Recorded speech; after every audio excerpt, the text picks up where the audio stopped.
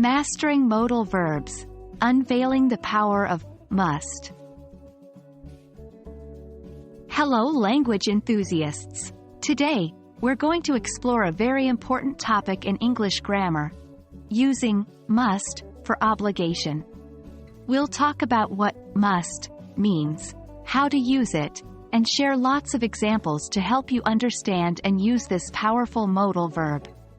Let's dive right in. To start, must is a modal verb. These types of verbs modify the main verb in a sentence to express possibility, ability, permission, and, what we're focusing on today, obligation. The word must is used to talk about something that is necessary or very important. We use it to express a strong belief or a rule that needs to be followed. Here's a simple example. You must wear a seatbelt when you drive.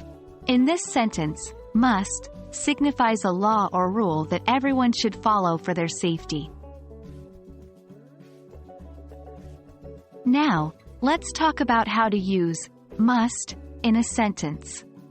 Must is followed by a base verb, which is the infinitive form of the verb without to.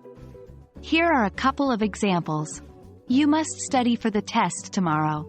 We must leave early to catch the flight. In both examples, must is followed by the base verbs study and leave, indicating something that is necessary to do. Next, we'll look at the negative form of must not or mustn't.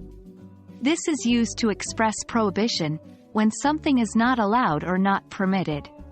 Here's an example. You must not smoke in this area.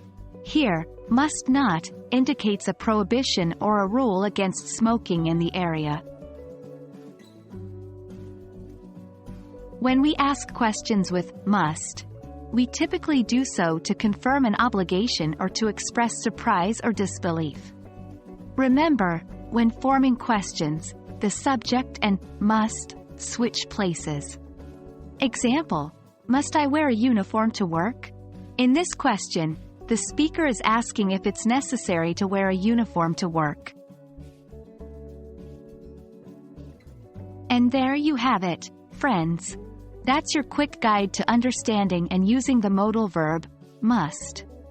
Remember, must is used to express obligation, necessity, and rules. Practice using must in your daily English conversations and you'll quickly get the hang of it. I hope this video has been helpful for you, and until next time, keep practicing, and happy learning.